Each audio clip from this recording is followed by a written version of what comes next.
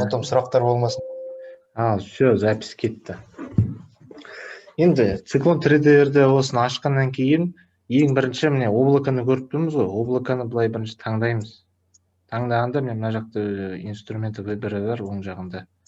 Мысалы, әртүрлі режимдер бар да, там былай бұруға болады. Мысалы, мына стрелкамен чисто мына нелер таңдайсың. Допустим, облаканың бәрі общий бір целый объект қой. Осылай таңдағаннан кейін, так, мында Surface Modeling 3D Mesh деген. Сразу английскийінде түсіндірем, потому что самый обобщенный осы ғой. А так, мысалы, бұл программаны орысшаға да қойып алуға болады. Орысша тілге қойсаң, отчетында орысша шығады. Енді егер біз енді отчеттарды институцияға тапсыратын болсақ, оны английский тапсырып отырмыз ғой. Сондықтан да сразу интерфейстің бәрі английский жасау керек те. И все, мынаны таңдағаннан, облаканы таңдағаннан кейін 3D Mesh'ті басамыз.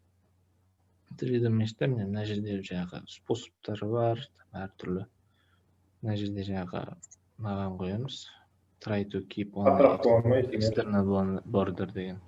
Вообще негізі, мысалы, каждый этапта сұрақтар болады ғой, каждый инструмент бойынша. Мына жерде міне вопросительный знак бар. Осы вопросительный знак басқан кезде мынандай справочный не шығады браузерда. Осыдан қарап оқып көріп алуға болады. Көрініп тұр ғой, да? Справочный шыққан жоқ сен.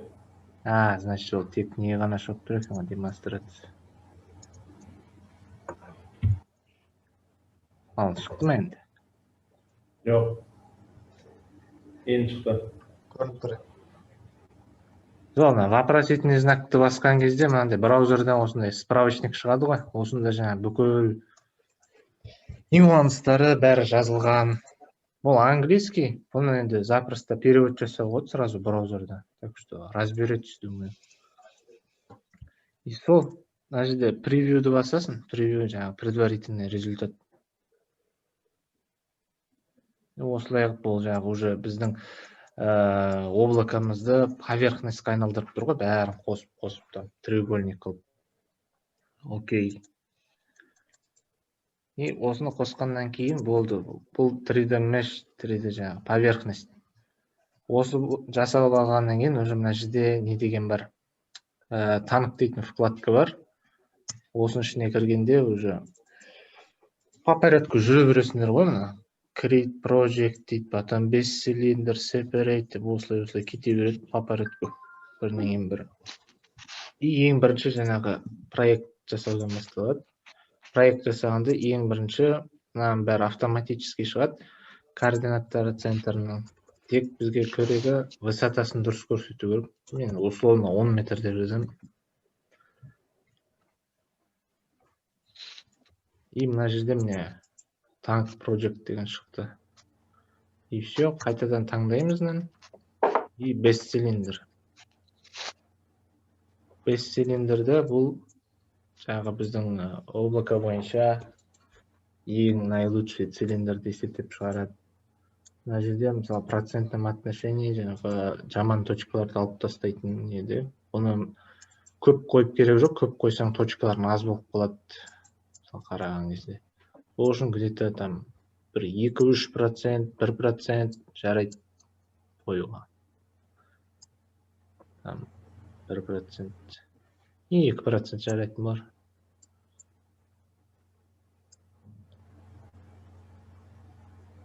Просто бізде мына цветтер көріну үшін, жақсы көріну үшін сол бір 2-3% қойса жарайды. Окей. И одан кейін енді мына separate shell дейді, уже стенканы, төбесін, астын бөліп алуымыз керек. Оны тоже таңдайсың да. Separate shell'ды басасың. Separate shell'ды басқанда бұл жаңағы жоғары контур, потом астыңғы контур, потом жаңағы стенасын бәрін бөліп тастайды. Бөлгенде мына жерде как слой ретінде шығып отырады ғой. Видимостьтерін алып тастауға болады. Топ дұрыс бөлмей тұр менде. Астын алып тастағанда именно үстіңгі жағын дұрыс алмай тұр.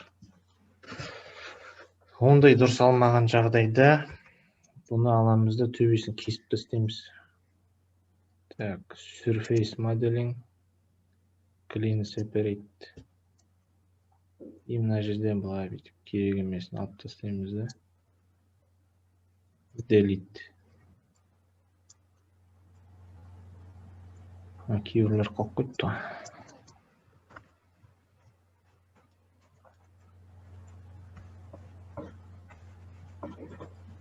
Ағада чуть-чуть кесіп жіберейік. Еще. Былай резко бұру үшін жаңа камералар төбесінен қарау үшін, мысалы Z, потом X, потом Y, короче, 3 кнопка бар ғой, английский раскладкамен. Сол бойынша былай тез-тез жаңағы өзіңе керекті вид табуға болады да. Z деген төбесінен қарайды. Сосын мынандай артық шығып тұрған мынандай поверхностьтерді алып тастау керек. Так, меня слышно? Я. Артық мынандай поверхностьтерді кесіп алып тастау керек. Обычный полилиниямен тоже былай белгілеп делитпен алып тастайсыңдар. Осылай алып тастап отырмаса, потому что андай отчет жасаған кезде типа выпуклость сияқты көрсетіп жүреді де ол. Сыртқа шығып тұр, либо ішіне кіріп тұр деген сияқты отчетымыз біраз қате болады. Сол себепті осындайларды бірінші түзетіп алу керек те. Артықтарын алып тастау керек. Так, самый основнойларын алып тастайын қазір. Крышкалары ғой, кіретін. Мынандайларды жөп болғаннан кейін уже все дайын болады, окей. Келесі.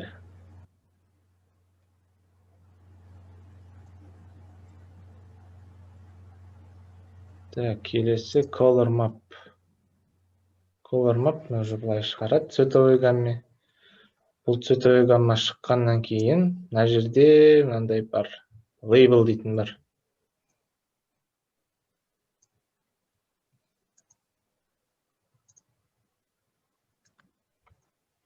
Label. Осы labelмен, мысалы, мынандай жерлерін басқанда уже көрсетіп тұрады да, қандай отклонение бар екен. Көк, қызыл, сондай жерлерін басып көрсетіп жібересің.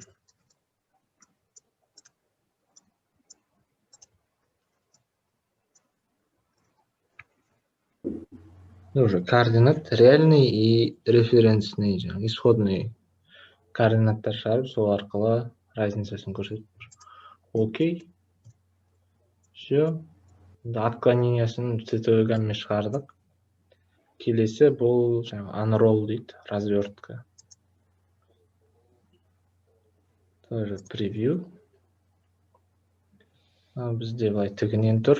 Бізге былай горизонтальный жатқызу үшін turn the result дегенді басамыз. Окей. Жаңағы 3D-ның развернутый версиясы ғой. Цилиндрді разворачивать деп тұр ғой. Иә. Келесі roundness.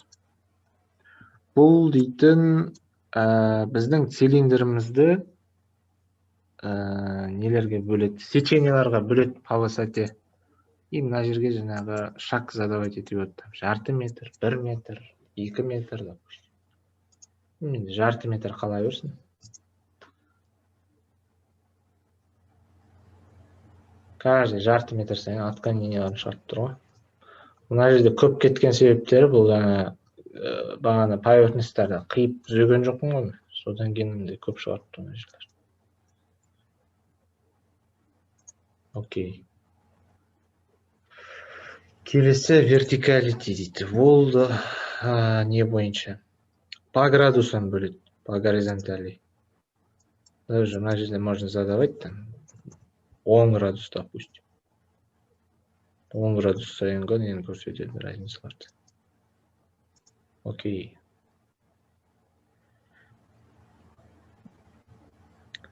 Мына последнияларын мен онша қатты түсінген жоқпын, так что айта алмаймын бұл туралы ештеңе. И осы бүкіл Ау, иә, қазір отчетқа келедім. Енді осының бәрін жаңа жасағанның бәрін отчет ретінде көрсету үшін мына жерде репорт дейтін вкладка бар. Репортқа кіргенде жаңағы бәрі шығады. Мынау енді заголовок біздің отчеттің. Келесі развернутый вид. Там наилучший цилиндр, координаттары, там всякая информация. Ну, артық нелерін бәрін қиып тастау керек екен да. Жаман көрінеді екен. Мына жерде мыналардың бәрін можно гибко настраивать, допустим, таблицада. Таблицада бізде тек измеренный точкалар ғана тұр да, бізге еще мысалы исходный точкаларды қосуға болады. Типа проектный, ғой? Проектный. Так, название, да, название ID-лар, проектный координаттар, потом измеренный координаттар и отклонение. Бәрін орын-орнымен өзгертуге болады. Мына жердегі можно такой миниатюрный вид жасауға болады мыналардан. Label size дейді, мысалы, минимум десең. Там мынандай просто цифралар ғана қалады. Small болса, чисто deviationдар ғана қалады. Мысалы, осы біраз әдемі көрінетін сияқты. Ал дополнительный жаңа координаттарын бәрін таблицаға салған дұрыс деп ойлаймын. Келесі мынау roundness, жаңа біздің сечение бойынша жарты метр сайынғы біздің танктың результаттары ғой. Бұл дейтін 23 бет шыққан осылай кете береді. Işte мен поверхностьтің дұрыс болмай қалды ма, дұрыс шығармай тұр ғой. Өстіп кете береді, вертикальностьте дәл сондай. Бұл уже по градусу 0,180. Там 10, 20, 200 кете береді. И осының бәрін дұрыстап болғаннан кейін PDF-те басасың, бұл PDF-те шығарып береді отчет. Ал бізде мысалы, потом қалғандары уже конструкторская работа ғой, там мына жерге там ат жөнін жазасың, типа поле ғой мына жерде дейтін. Отчет, мына жерге логотиптер, коверға жаңағы біздің Каспион логотипі деген сияқты кетеді ғой. Менде окончательный отчет бар, соны көрсетейін.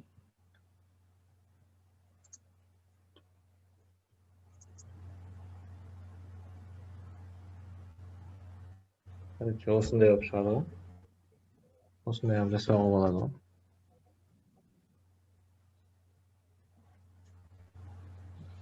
ғой. Осылай шығу керек қой, дұрыс түрінде. Және поверхностьтің дұрыс болмай тұрды, сосын көрсетпей тұрмын. Разницаларын. Мына жерлерге логотипті қойып қойдым, отчет номерін жаздым, қалғандары уже мына автоматтан кетіп отыр ғой, программа бойынша. Все, осы енді основной жұмысы. Қалғандар енді нюанстар ғой.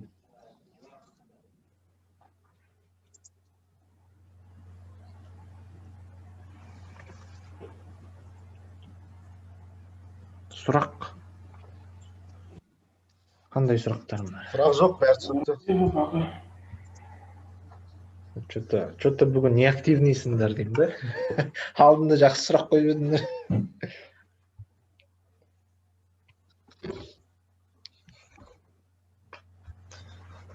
Осы жолы бәрі түсінікті болып тұр енді. Жақсы айттың. Өткенде түсініксіз айтқан ба енді? Иә. Содан кейін еще тағы да дополнительный ссылкалар бар менде. Соны бірге тіркеп салып қоярмын. Тоже қарайсыңдар ғой. Қай жерге саласың? Енді YouTube-қа саламын. Короче, циклонның өзінің официальный несі бар. YouTube-тағы страницасы. Сосын тағы да бір орыстардың бір тоже осы программа бойынша именно резервуар туралы жасайды да, осы тура мен сияқты көрсетеді онда. Тоже более подробно айтатын болар. Сол екі ссылканы салып қоярмын.